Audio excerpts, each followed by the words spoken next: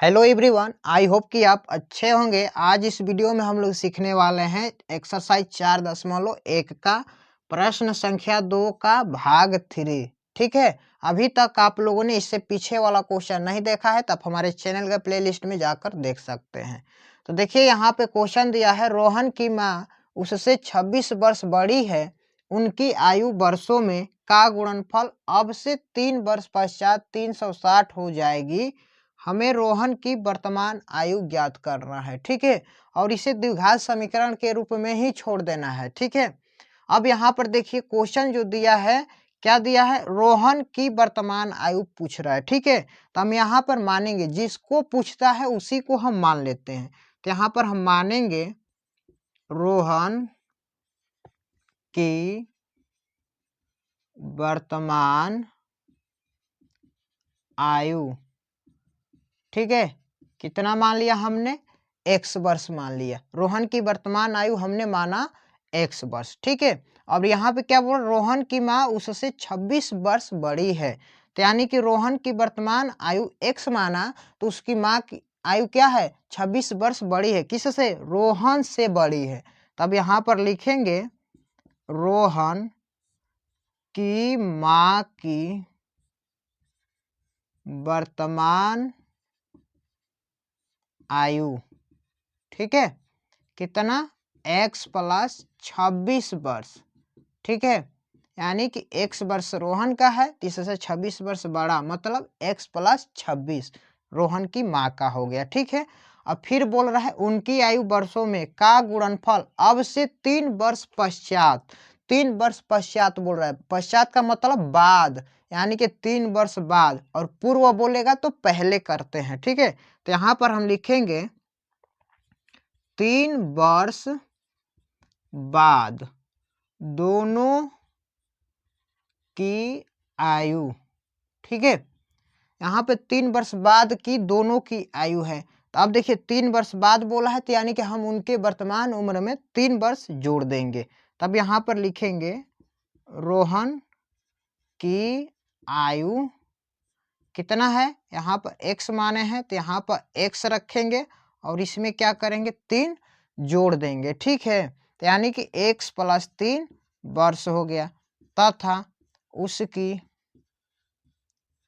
माँ की आयु। ठीक है, अब देखिए उसकी माँ की आयु, अब यहाँ पर देखिए उसका माँ की आयु कितना है, x प्लस 26 वर्ष पहले से है, तो इसमें भी क्या करेंगे, 3 वर्ष ऐड करेंगे। ठीक है, यानी कि दोनों में हमें करना है, 3 वर्ष इसमें जोड़ेंगे तो 3 वर्ष उसमें भी जोड़ेंगे, क्योंकि दोनों का बढ़ेगा, ना कि एक का बढ़ेगा और एक का वहीं पर रुका रहेगा, ऐसा नहीं होता है। ठीक है, तब यहाँ पे ये हो जाएगा x प्लस 26, 3 जोड़ेंगे तो ये हो जाएगा 29 वर्ष। ये कब का ये आयु है, 3 वर्ष बाद का है। x प्लस 3 रोहन की आयु है और यहाँ पे x प्लस 29 उसकी माँ की आयु है। ठीक है, अब देखिए, अब लिखेंगे प्रश्नानुसार, ध्यान से देखिएगा, प्रश्नानुसार ऐसे ही आप सॉल्व कीजिएगा तो आपको, ठीक है, आपको फुल मार्क्स मिलेगा एग्जाम में। ठीक है, अब बोल रहा है उनकी आयु का गुणनफल अब से 3 वर्ष पश्चात 360 हो जाएगी, यानी कि 3 वर्ष बाद गुणनफल, गुणनफल बोल रहा है, यानी कि पहला रोहन का आयु यह है 3 वर्ष बाद x प्लस 3 और इनका गुणनफल x प्लस 29 किसके बराबर हो जाएगा, 360 के बराबर हो जाएगा, तो जो कि हम यहाँ पर लिख दिए। ठीक है, अब देखिए यहाँ पे गुणा करेंगे, एक बार x से इसमें गुणा करेंगे x प्लस 29 में, और फिर एक बार करेंगे इस 3 से गुणा करेंगे x प्लस 29 में। ठीक है, अब यहाँ से गुणा करेंगे तो ये हो जाएगा x में x से गुणा होगा तो ये हो जाएगा x स्क्वायर, प्लस x में 29 से गुणा करेंगे तो ये हो जाएगा 29 का x हो जाएगा, प्लस अब 3 में x से गुणा करेंगे ये होगा 3x, प्लस 3 में 29 से गुणा करेंगे तो ये हो जाएगा 87 बराबर 360। ठीक है जी, अब देखिए यहाँ पर ये हो जाएगा x स्क्वायर, प्लस अब 29x और 3x को जोड़ेंगे तो ये हो जाएगा 32x, प्लस यहाँ पर 87। अब देखिए यहाँ पे 360 इधर क्या है, प्लस में है, तो इधर इसे क्या करेंगे, पक्षांतर करेंगे, तो यहाँ पे हो जाएगा माइनस में 360, इधर बच गया 0। ठीक है, अब देखिए यहाँ पर एक्स स्क्वायर प्लस 32x, अब यहाँ पे ये प्लस माइनस हो जाएगा माइनस, यानी कि 360 में से 87 माइनस करेंगे तो ये हो जाएगा आपका 273 बराबर 0, जो कि यही हमारा आंसर हो गया, क्योंकि इस क्वेश्चन में बोल रखा है कि द्विघात समीकरण के पदों में ही व्यक्त करना है। ठीक है, तो ये हमारा इतना ही तक आंसर आ गया। अगर इसका मान निकालना चाहते तो आप इसे सॉल्व कर सकते हैं। ठीक है, आई होप कि ये क्वेश्चन आपको बहुत अच्छा से समझ में आया होगा। चलिए चलते हैं 4 नंबर क्वेश्चन की तरफ। क्वेश्चन नंबर 4 है, भाग चौथा है, एक रेलगाड़ी 480 किलोमीटर की दूरी समान चाल से तय करती है। यदि इसकी चाल 8 किलोमीटर प्रति घंटा कम होती तो वह उसी दूरी को तय करने में 3 घंटे अधिक लेती। हमें रेलगाड़ी की चाल ज्ञात करनी है। देखिए यहाँ पे रेलगाड़ी की चाल ज्ञात करनी है, यानी कि जो चीज ज्ञात करना होता है उसी को हम सबसे पहले मान लेते हैं। ठीक है, अब यहाँ पे क्या क्या दिया है सबसे पहले लिख लेंगे जो दिया होता है क्वेश्चन में। ठीक है, क्या दिया है, रेलगाड़ी की दूरी, यानी कि यहाँ पर दिया है कुल दूरी बराबर कितना, 480 किलोमीटर, ये कुल दूरी है। ठीक है, और इसकी चाल 8 किलोमीटर प्रति घंटा कम होती है। ठीक है, कम होती तो वो उसी दूरी को तय करने में 3 घंटा अधिक समय लेती।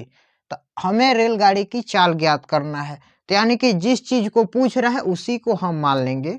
तो यहाँ पर लिखेंगे माना रेलगाड़ी की चाल बराबर x किलोमीटर प्रति घंटा। ठीक है, यानी कि रेलगाड़ी की चाल हमने मान लिया x किलोमीटर प्रति घंटा। तो अब क्या करेंगे, अब देखिए एक फार्मूला होता है, ध्यान से देखिएगा, एक फार्मूला होता है समय बराबर, समय बराबर क्या होता है फार्मूला, दूरी बटा चाल।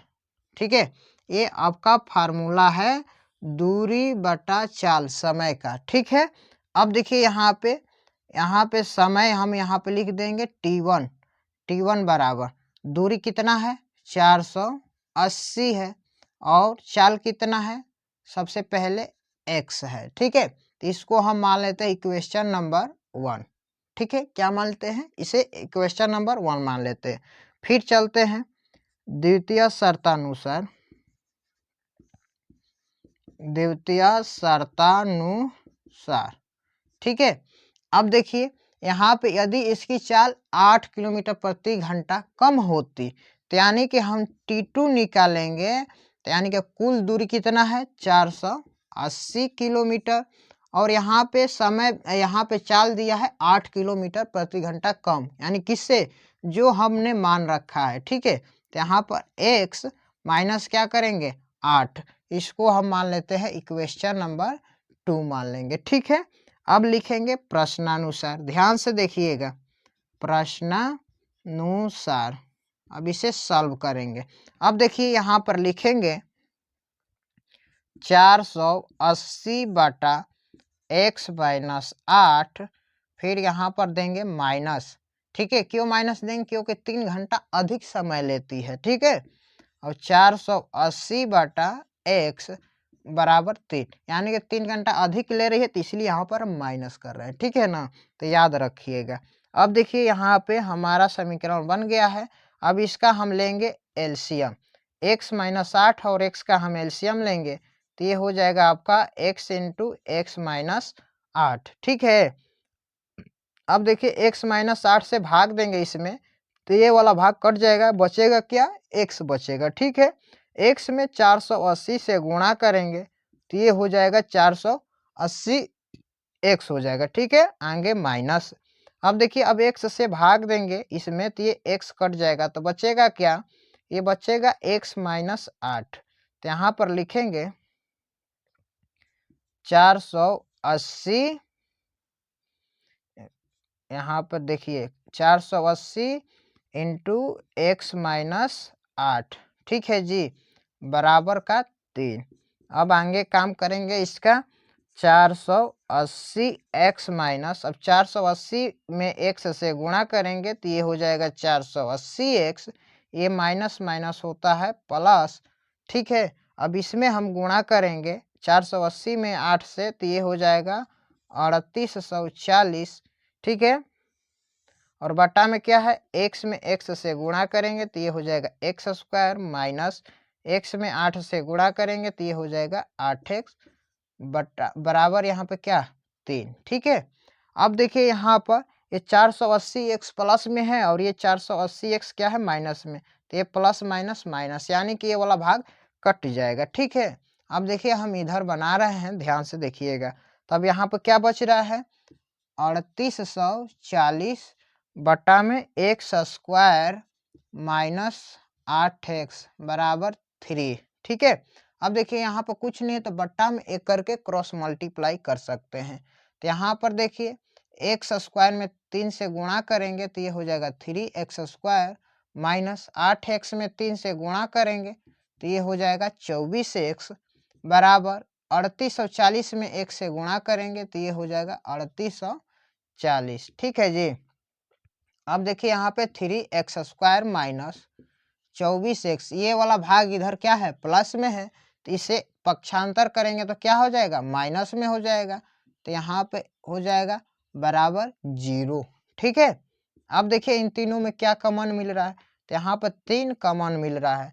तब यहाँ से ये हो जाएगा एक्स स्क्वायर, 3 से हम भाग देंगे इसमें तो 3 कट जाएगा, बचेगा एक्स स्क्वायर माइनस ये हो जाएगा 3 8 है 24x माइनस, अब देखिए इसमें हम 3 से भाग देंगे तो ये हो जाएगा 3 एकम 3, 3 दूनी का 6, 3 8 24 0 बराबर 0, ठीक है। अब यहाँ से ये हो जाएगा x square minus 8x minus 1280 बराबर इधर क्या है 0, और इधर देखिए ये गुणा में है 3 तो इधर आके क्या हो जाएगा भाग में हो जाएगा, ठीक है जी। तब यहाँ से x square minus 8x minus 1280 बराबर 0 में हम 3 से भाग देंगे तो क्या हो जाएगा 0 हो जाएगा, ठीक है। यही हमारा इस क्वेश्चन का आंसर हो गया, क्योंकि हमें द्विघात समीकरण के पद में ही हमें ज्ञात करना है, ठीक है। इसका मान नहीं निकालना, आप निकालना चाहेंगे तो आप इसका गुणनखंड कर कर आप निकाल सकते हैं। आई होप कि ये दोनों क्वेश्चन आपको बहुत अच्छा से समझ में आया होगा। अगर ये वीडियो आपको अच्छा लगा हो तो वीडियो को लाइक कर दीजिए, चैनल पर आप पहली बार हैं तो चैनल को सब्सक्राइब कर दीजिए और बेल का आइकन को ऑल पर प्रेस कर दीजिए, ताकि इसी से रिलेटेड और सारी नई नई वीडियो आपको टाइम टू टाइम मिलती रहे। तब तक के लिए आपका बहुत बहुत धन्यवाद।